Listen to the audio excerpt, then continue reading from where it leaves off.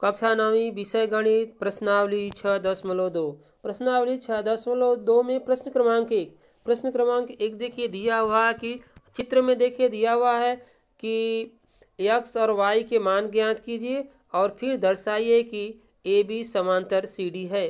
जो दिया हुआ है इसमें रेखाखंड में कि ए बी समांतर क्या है, सी डी है। जो दिया हुआ देखिए यह रेखाखंड क्या है, ए बी है, दूसरा रेखाखंड क्या है, सी डी है। तो इसमें दर्शाना है कि ये दोनों समांतर, तो x और y का मान ज्ञात करना है। तो देखिए यहाँ ऊपर वाला कोण देखिए जो दिया हुआ 50 अंश और नीचे x दिया हुआ। तो ये देखिए पूरा जो कोण है ना, यह पूरा कोण 180 अंश का होगा। पूरा कोण 180 अंश होगा। तो x + 50 बराबर क्या होता है, x + 50 बराबर 180 अंश। देखिए यहाँ पर हो गया। तो देखिए यहाँ पर 50 को पक्षांतर करेंगे तो x बराबर क्या हो जाएगा, देखिए 180 अंश - 50। तो x बराबर देखिए क्या हो गया, 50 अंश, सॉरी 130 अंश हो गया। 180 अंश में से 50 अंश को हम माइनस करते हैं तो x का मान क्या आ गया, 130 अंश आ गया। देखिए यहाँ x का मान 130 अंश आ गया। तो यहाँ पर प्रश्न में दिया हुआ देखिए 130 होगा तो यह भी 130 होगा। तो देखिए जो समांतर रेखाएं हैं तो एकांतर कोण के आधार पर देखिए यहाँ पर y का मान भी क्या होगा, 130 अंश होगा। तो x बराबर y बराबर 130 अंश। एकांतर कोण के गुणधर्म के आधार पर x और y का मान क्या होगा, 130 अंश होगा। जो ए बी समांतर सी डी है। तो इसलिए x का मान देखिए 130 अंश होगा और y का मान क्या होगा, 130 अंश होगा। जो पहला प्रश्न जिसका हल है।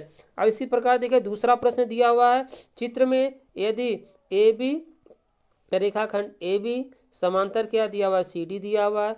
और आगे प्रश्न दिया है सी डी समांतर ई एफ। सी डी समांतर क्या दिया हुआ, ई एफ दिया हुआ है।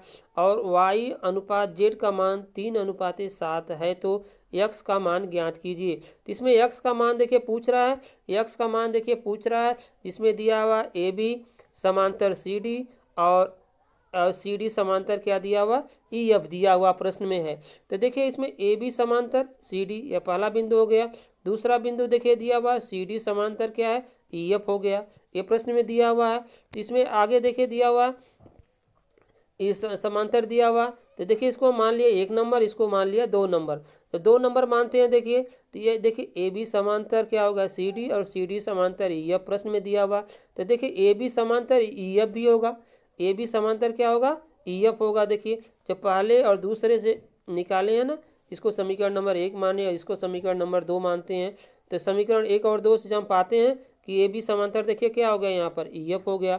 ई एफ हुआ। तो प्रश्न में देखिए दिया हुआ है एकांतर कोण से जो कोण मान x का है, x का मान होगा वही मान देखिए z का भी होगा। तो x बराबर z होगा, एकांतर कोण से देखिए हो गया। तो इसके बाद देखिए आगे दिया हुआ अनुपात है।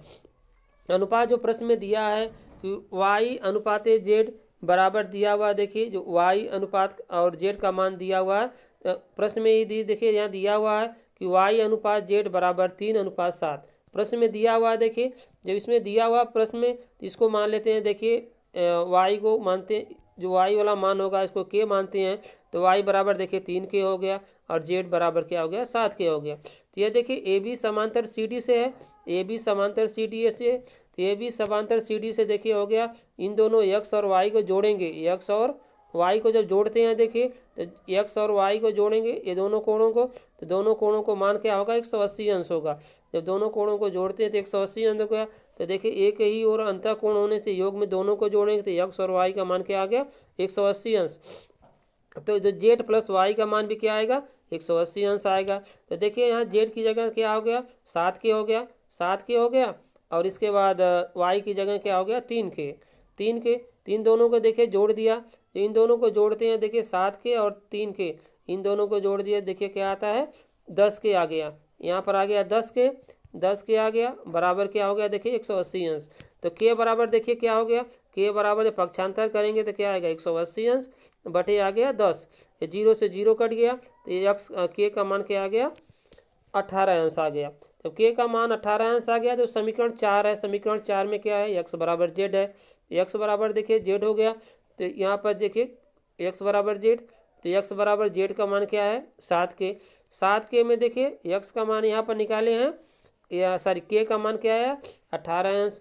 तो यहाँ 7 × 18 जब दोनों का गुणा करते हैं तो क्या आएगा, 26 अंश। तो इसमें अपने को x का मान पूछ रहा था, x का मान अपने प्रश्न में ही पूछ रहा था, x का मान क्या होगा। तो x का मान जो ज्ञात किए हैं, x का मान आया है 126 अंश, x का मान आ गया। यह प्रश्न क्रमांक 2 था। अब आगे देखिए पढ़ेंगे प्रश्न क्रमांक 3। प्रश्न क्रमांक 3 में देखिए दिया हुआ चित्र में है, यदि ए बी समांतर सी डी है। प्रश्न में देखिए दिया हुआ ए बी समांतर सी डी है, ई एफ लंब सी डी पर है और जी ई डी बराबर क्या 126 अंश है।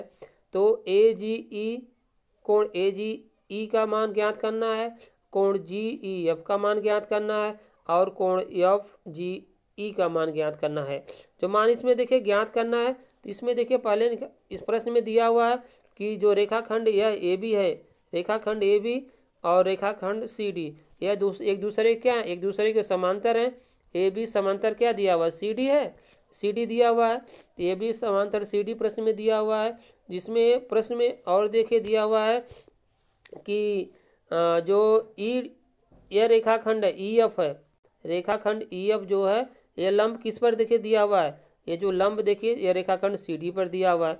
सी डी पर जब लंब है तो इसमें देखिए दिया हुआ है जी ई डी का मान दिया हुआ है। प्रश्न में जी ई डी यह पूरा मान कितने अंश का दिया हुआ, 126 अंश का दिया हुआ। यह जो कोण जी ई डी का मान क्या दिया हुआ है, 126 अंश। तो ध्यान रखना ये जो कोण है ना एफ ई डी, यह कोण कितने अंश का है, यह कोण 90 अंश का दिया हुआ है। और ये टोटल कोण क्या है, 126 अंश है। तो 126 माइनस 90 कर देंगे तो कितने अंश का कोण आ गया, 126 में से 90 अंश को माइनस करते हैं तो आ जाता है 36 अंश। जो ये बी एफ कोण हो ना, यह अंदर वाला कोण कितने अंश का हो गया, 36 अंश का हो गया। तो 36 अंश का हुआ देखिए, तो इसको सरल करते हैं पहले प्रश्न को।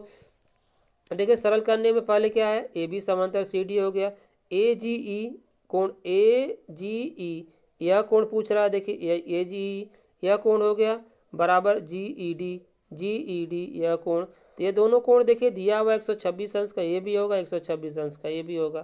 तो देखिए इसमें जब दिया हुआ तो दोनों कोणों का योग निकालते हैं ना, तो देखिए यहाँ पर हो गया 126 अंश। आगे देखिए जी ई डी इसमें दोनों कोणों को जोड़ देंगे। देखिए पहला कोण क्या है, जी ई एफ यह कोण हो गया और दूसरा कोण हो गया देखिए एफ ई डी ये दोनों कोणों का, इन दोनों कोणों का योग देखिए क्या है, 126 अंश है। तो 126 अंश है, तो जो बीच वाला कोण है यह 90 अंश का है। तो इसमें से 90 अंश क्या करेंगे, एफ ई डी की जगह क्या रख देंगे, 90 अंश। तो एफ ई डी की जगह 90 अंश रख दिया, देखिए 90 अंश रख देंगे तो 126 जी ई एफ बराबर क्या हो जाएगा, 126 अंश माइनस 90 अंश। जब इसको माइनस करेंगे तो जी ई एफ का मान क्या आ जाएगा, जी ई एफ का मान देखिए जी ई एफ यह कोण कितने अंश का हो गया, देखिए जी ई एफ में यह कोण हो गया अपना 36 अंश का आ गया, यह कोण 36 अंश आ गया। अब इसके बाद देखिए आगे यहाँ पर अपने ज्ञात कर लिए जी ई एफ का मान, यह कोण 36 अंश आ गया। अब आगे देखिए पूछ रहा है कि अब इसमें देखिए यह पूरा कोण 180 अंश का होगा। इसमें प्रश्न में देखना ए जी ई कोण ए जी ई और दूसरा कोण देखिए दिया हुआ है एफ जी ई कोण एफ जी ई, जिसमें जो पूछ रहा है देखिए यह पूरा कोण 180 अंश का होगा। ये जो पूरा कोण है ए जी ई और एफ जी ई ये पूरा कोण 180 अंश का होगा। तो ये इन दोनों कोणों में देखिए, इन दोनों कोणों का जब निकालते हैं तो 180 अंश हो गया रेखीय कोण से। तो जिसमें ए जी ई का मान क्या है, 126 अंश है। तो एफ जी ई, तो अब यहाँ देखिए क्या करेंगे, इसमें पक्षांतर करेंगे तो 180 अंश माइनस क्या करेंगे, 126 अंश माइनस कर देंगे तो क्या आ जाएगा, देखिए 54 अंश आ जाएगा। 54 अंश आता है ना, तो यहाँ पर देखिए 126 अंश को पक्षांतर कर दिया, तो यहाँ हो जाएगा देखिए 180 अंश माइनस 126 अंश हो गया। एफ जी ई का मान क्या हो गया, 54 अंश हो गया। जिसमें देखिए इसमें जो हल किए हैं ना, ए जी ई का मान कितने अंश हो गया, 126 अंश हो गया। और इसके बाद देखिए कोण जी ई एफ का मान क्या हो गया, जी ई एफ का मान देखिए हो गया 36 अंश हो गया। और इसके बाद देखिए एफ जी ई का मान क्या हो गया, 54 अंश हो गया। तो हम लोग प्रश्न क्रमांक 1, 2 और प्रश्न क्रमांक 3 के बारे में अध्ययन किया है प्रश्नावली 6.2 में। नमस्कार।